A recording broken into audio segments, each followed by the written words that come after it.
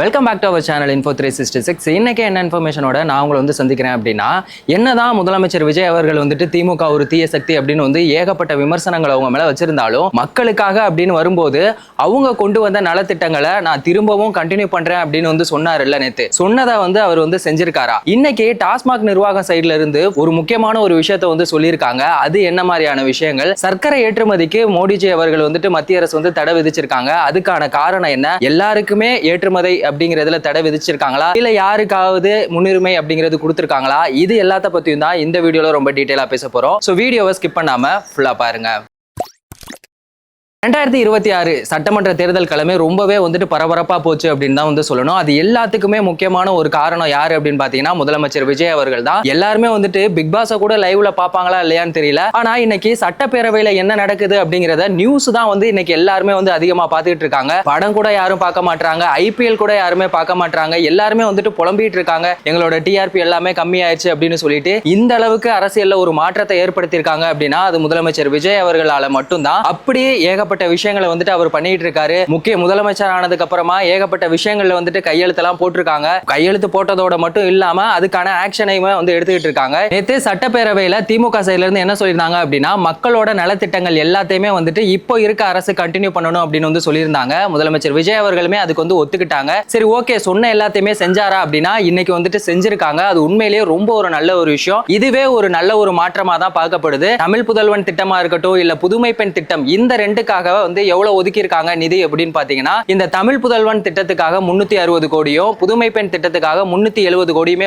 நிதி ஒதுக்கி இருந்தாங்க. ஒவ்வொருத்தவங்களோட அக்கௌண்ட்டுக்குமே இன்னைக்கு 1000 ரூபாய் கிரெடிட் ஆயிருக்கு. இது உண்மையிலேயே ரொம்ப நல்ல ஒரு விஷயம். சரி ஓகே, அப்ப மகளிர் உரிமை தொகை கொடுக்குறேன்னு சொல்லியிருந்தாங்களே, அது கிடைக்குமா இல்லையா அப்படிங்கிறது தான் மகளிர் எல்லாரோட எதிர்பார்ப்புமாவே இருக்கு. அது நாளைக்கு கிடைக்கும் அப்படின்னு சொல்லியிருக்காங்க. இதுக்காக எவ்வளவு நிதி ஒதுக்கி இருக்காங்க அப்படின்னு சொல்லி பாத்தீங்கன்னா 15,000 கோடி ஒதுக்கி இருக்காங்க. ஒவ்வொரு மகளிருக்குமே, தகுதியுள்ள ஒவ்வொரு மகளிருக்குமே 1000 ரூபாய் கிரெடிட் ஆகும் அப்படின்னு சொல்லியிருக்காங்க. அப்போ முதலமைச்சர் விஜய் அவர்கள் எல்லாருக்குமே 2500 ரூபாய் கொடுக்க போறேன் அப்படின்னு சொல்லியிருக்காரு. அப்போ அதை தரமாட்டாங்களா? இதுதான் கண்டினியூ ஆகுமா அப்படின்னு சொல்லி உங்களுக்குள்ள ஒரு கொஸ்டின் ஒன்று தோணும். அதுக்காக தான் இன்னைக்கு தமிழ்நாட்டோட நிதி நிலைமை என்ன நிலைமையில இருக்கு, இதை எப்படிலாம் நம்ம சரி பண்ணலாம், நம்ம சொன்ன வாக்குறுதியை எப்படிலாம் காப்பாத்தலாம் அப்படிங்கிறதுக்கான பேச்சுவார்த்தை இன்னைக்கு நடக்க போகுது. அதுக்கப்புறம் தான் தெரியும் அவங்க என்ன மாதிரியான நடவடிக்கைகள்லாம் எடுக்க போறாங்க அப்படின்னு. 717 டாஸ்மாக் கடைகளை மூடுறதா உத்தரவு போட்டிருந்தாங்கல்ல. இன்னைக்கு டாஸ்மாகோட நிர்வாகம் என்ன சொல்லியிருக்காங்க அப்படின்னா, 21 வயசுக்கு கீழே யாரெல்லாம் இருக்காங்களோ அவங்க டாஸ்மாக்கு வர்றதுக்கோ இல்ல அவங்களுக்கு இந்த டாஸ்மாக் அவங்களுக்கு சரக்கு கொடுக்கறதுக்கோ எந்த ஒரு அனுமதியுமே இல்லை அப்படின்னு சொல்லியிருக்காங்க. அதையும் மீறி யாராவது வாங்கினாங்க அப்படின்னா அவங்களோட ஆதார் கார்டு, லைசன்ஸ் இதெல்லாம் செக் பண்ணணும் அப்படிங்கிற ஒரு விஷயத்தை சொல்லியிருக்காங்க. இது ஃபர்ஸ்ட் டைம் இப்பதான் கொண்டு வர்றாங்களா இல்ல ஆல்ரெடி இந்த திட்டம் இருக்கா அப்படிங்கிறத ஃபர்ஸ்ட் தெரிஞ்சுக்கலாம். 1937 ஆக்ட் படி இந்த தமிழ்நாடு மதுவிலக்கு சட்டம் அப்படிங்கிற ஒரு விஷயத்தின் மூலமா இவங்க தான் 21 வயசுக்கு கீழே இருக்கவங்க டாஸ்மாக்கு வரக்கூடாது, டாஸ்மாக்ல சரக்கு வாங்கி குடிக்க கூடாது அப்படிங்கிற ஒரு விஷயம் இருந்தாலுமே, அப்படி ஒரு விஷயத்த ஏற்கனவே இருந்த திமுக அரசு எதுக்காக அதை சரியா நடைமுறைப்படுத்தல அப்படிங்கிறது தான் சமூக ஊடகங்கள்ல எல்லாருமே விமர்சனம் பண்ணிட்டு இருக்காங்க. சரி ஓகே, தமிழ்நாட்டுல மட்டும் தான் இப்படி இருக்கா அப்படின்னு சொல்லி பார்த்தா, டெல்லியில இதோட வயது வரம்பு 25 வயசுக்கு கீழே இருக்கவங்க யாருமே டாஸ்மாக்கு போக கூடாது அப்படின்னு சொல்லியிருக்காங்க. கர்நாடகா, கேரளா இங்கெல்லாம் பாத்தீங்கன்னா 21 வயசுக்கு கீழே இருக்கவங்க அந்த மாதிரியான வரம்புகள்லாம் இருக்கு. சரி ஓகே, அப்ப 21 வயசுக்கு மேல இருக்கவங்கலாம் டாஸ்மாக்கு போய் குடிக்கலாமா அப்படிங்கிற ஒரு கொஸ்டினுமே எல்லாருமே கேட்டுக்கிட்டு இருக்காங்க. இன்னொரு விஷயம், யாராவது கடைக்கு போய் வாங்கி கொடுத்து 21 வயசுக்கு கீழே உள்ளவங்க குடிச்சா என்ன பண்றது அப்படிங்கிற மாதிரி ஏகப்பட்ட விமர்சனங்கள்லாம் வந்துகிட்டு இருக்கு. முழுசா தமிழ்நாட்டுல இந்த பூரண மதுவிலக்கு அப்படிங்கறத உடனே கொண்டு வர முடியாது. நிறைய பேர் குடிச்சுக்கிட்டு இருக்காங்களா, அவங்கள கொஞ்சம் கொஞ்சமா தான் கம்மி பண்ண முடியும். அதுக்கான ஒவ்வொரு ஸ்டெப் பை ஸ்டெப்பா தான் அந்த நடவடிக்கை அப்படிங்கறத எடுக்க முடியுமே தவிர உடனே இந்த பூரண மதுவிலக்கு அப்படிங்கறத கொண்டு வர முடியாது. சோ முதலமைச்சர் விஜய் அவர்கள் கொண்டு வந்துட்டு இருக்க ஒவ்வொரு ஸ்டெப் பை ஸ்டெப் எல்லா நடவடிக்கைகளுமே ரொம்பவே நல்ல விதமா தான் இருக்கு. இதுக்கு சமூக ஊடகங்கள்ல எதிர்ப்பு அப்படிங்கிறது கொஞ்சமா தான் இருக்கு, ஆதரவு அப்படிங்கிறது தான் அதிகமா இருக்கு. இதுக்கு முன்னாடி நேத்து என்ன பண்ணிருக்காங்க அப்படின்னா, இந்த நீட் எக்ஸாம் வேண்டாம் அப்படின்னு சொல்லி எதிர்க்கட்சி சைட்ல இருந்து எல்லாருமே சொல்லிட்டு இருந்தாங்க. ஆனா முதலமைச்சர் விஜய் அவர்கள் இந்த நீட் எக்ஸாம் பத்தி எதுவுமே பேச மாட்டாங்களே அப்படின்னு சொல்லி எல்லாருமே ட்ரோல் பண்ணிட்டு இருந்தாங்க. அதுக்குமே அவர் என்ன சொல்லிருக்காங்கன்னா, எங்களுக்கு இந்த நீட் எக்ஸாம்லாம் வேணாங்க, +2 மார்க்கே போதும் அப்படின்னு சொல்லியிருக்காங்க. இருக்காங்க. உண்மையிலே இந்த நீட் எக்ஸாம் வந்து நமக்கு வேணுமா வேணாமா அப்படிங்கறத ஃபர்ஸ்ட் தெரிஞ்சுக்கலாம். இந்த நீட் எக்ஸாம் எதுக்காக அவங்க வந்து கொண்டு வந்தாங்க அப்படிங்கறத தெரிஞ்சுக்கலாம். இப்போ ஒவ்வொரு மாநிலமா இருக்கணும் இல்ல ஒவ்வொரு காலேஜ்ல போயிட்டு நம்ம வந்துட்டு எக்ஸாம் எழுதுறது அப்படிங்கிற மாதிரியான ஒரு விஷயம் வந்து இருந்துச்சு. இது எல்லாத்தையுமே தடுக்கணும் அப்படிங்கிறதுக்காக காமனா ஒரு எக்ஸாம் நடக்கணும் அப்படிங்கிறதுக்காக தான் இதை வந்து கொண்டு வந்தாங்க. இன்னொரு முக்கியமான ஒரு விஷயம், பிளஸ் டூல இப்ப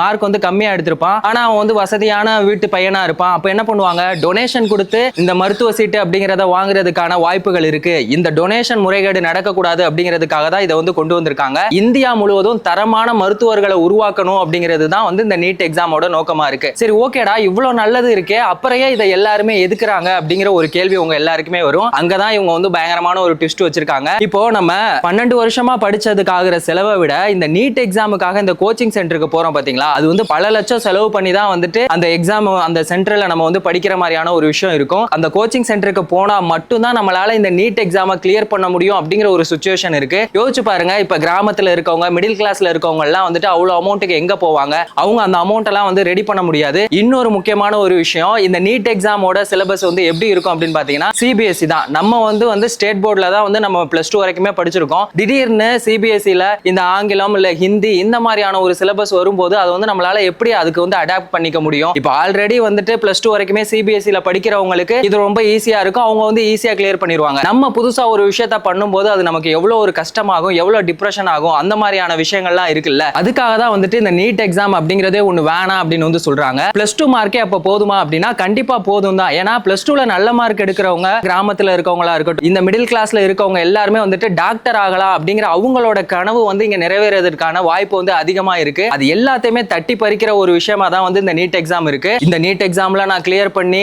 அது மூலமா இப்போ அதுல ஃபெயிலா போயிட்டாங்க அப்படின்னா நிறைய பேர் வந்து சூசைட் பண்ணிக்கிறாங்க. பிளஸ் 2ல நல்ல மார்க் எடுத்துட்டு இந்த நீட் எக்ஸாம்ல அவங்க ஃபெயிலா போயிட்டாங்க அப்படிங்கிற ஒரே காரணத்துக்காக சூசைட் பண்ணிக்கிற மாதிரியான ஒரு சிச்சுவேஷன்லாம் வந்துட்டு இந்த நீட் எக்ஸாம் அப்படிங்கிற ஒரு விஷயம் வந்து உருவாக்குது. இந்த மாதிரி எதுவுமே எங்களுக்கு வேண்டாம், பிளஸ் 2 மார்க்கே போதும் அப்படின்னு சொல்லிட்டு தான் எல்லாருமே வந்து இந்த நீட் எக்ஸாம் அப்படிங்கிறது வேணாம் அப்படின்னு சொல்லி போராடிட்டு இருக்காங்க. இன்னொரு விஷயம், கல்வி அப்படிங்கிறது மாநில பட்டியல்ல இருக்க ஒரு விஷயம் தானே. சோ எங்க மாநிலத்துல எதை வச்சு நாங்க வந்துட்டு டாக்டர் சீட் கொடுக்கணும் அப்படிங்கறத நாங்க முடிவு பண்ணிக்கிறோம். ஆனா மத்திய அரசு நீங்க ஏன் ஒரு விஷயத்தை வந்து திணிக்கிறீங்க அப்படின்னு சொல்லி தான் எல்லாருமே வந்துட்டு இந்த நீட் எக்ஸாம் வந்து எதிர்த்துட்டு இருக்காங்க. முதலமைச்சர் விஜய் அவர்களும் இப்போ வந்து எங்களுக்கு நீட் எக்ஸாம் வேணாம் அப்படின்னு வந்து சொல்லியிருக்காங்க. இது உண்மையிலேயே நல்ல ஒரு விஷயமா தான் பார்க்கப்படுது. இது ஒரு பக்கம் இருக்க, இப்ப மோடிஜி அவர்கள் என்ன பண்ணிருக்காங்க அப்படின்னா சர்க்கரை ஏற்றுமதி பண்றதுக்கு வந்து தடை விதிச்சிருக்காங்க. சரி, ஓகே, இதனால நமக்கு ஏதாவது லாபம் இருக்கா அப்படின்னா கண்டிப்பா லாபம் இருக்கு. இப்போ மத்த நாடுகளுக்கு நம்ம சர்க்கரையை வந்து ஏற்றுமதி பண்ணாததுனால நம்ம நாட்டுல இந்த சர்க்கரையோட விலை அப்படிங்கிறது வந்துட்டு உயராம இருக்கும். ஒரே ஸ்டாண்டர்டா மெயின்டைன் பண்ணலாம், எல்லாருக்குமே சர்க்கரை அப்படிங்கிறது கிடைக்கிற மாதிரியான ஒரு விஷயமா இருக்கும். ஆனா இதுல ஒரு ட்விஸ்ட் வச்சிருக்காங்க.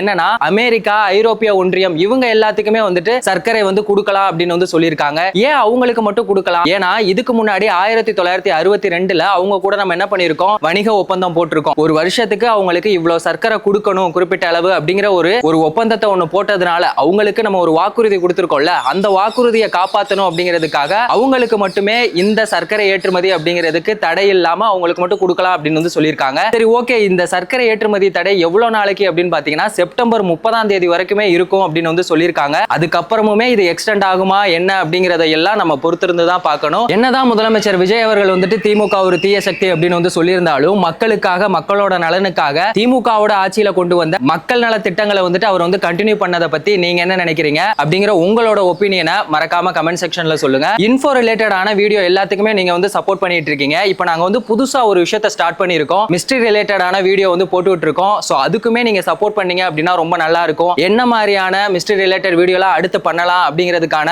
ஓட் போல வந்துட்டு இன்னையில இருந்து ஸ்டார்ட் பண்ணலாம் அப்படின்னு இருக்கும். சோ அதுக்குமே நீங்க வந்து சப்போர்ட் பண்ணுங்க. நீங்க சப்போர்ட் பண்ணா மட்டும்தான் அடுத்தடுத்து என்னனால நிறைய இன்ஃபர்மேஷனை உங்களுக்கு சொல்ல முடியும். அது மூலமா உங்களுக்கு ரொம்பவே யூஸ்ஃபுல்லா இருக்கும். சோ மறக்காம வந்து சப்போர்ட் பண்ணுங்க. இந்த மாதிரியான விஷயங்கள் மட்டும் இல்ல, அடுத்தடுத்து அரசியல்ல முதலமைச்சர் விஜய் அவர்கள் வந்துட்டு என்ன மாதிரியான திட்டங்கள் கொண்டு வர போறாங்க, அது எல்லாமே வந்துட்டு மக்களுக்கு யூஸ்ஃபுல்லா இருக்கா, இல்ல அது மக்களுக்கு சாத்தியமா இருக்கா, இல்ல இதெல்லாம் வந்துட்டு தேவையில்லாத ஒரு திட்டமா, இது வந்து மக்களுக்கு வந்து லாபமா நஷ்டமா, எல்லாத்த பத்தியுமே ரொம்ப டீடைலா வந்து பேச போறோம். அது எல்லாமே உங்களுக்கு கண்டிப்பா யூஸ்ஃபுல்லா இருக்கும். அது எல்லாத்தையுமே நீங்க 10 நிமிஷத்துல தெரிஞ்சுக்கணும் அப்படின்னா நம்ம சேனலை மறக்காம சப்ஸ்கிரைப் பண்ணுங்க, உங்க ஃப்ரெண்ட்ஸுக்கும் ஷேர் பண்ணி சப்போர்ட் பண்ணுங்க. வேறொரு வீடியோல வேறொரு இன்ஃபர்மேஷன்ல நம்ம திரும்பவும் சந்திக்கலாம்.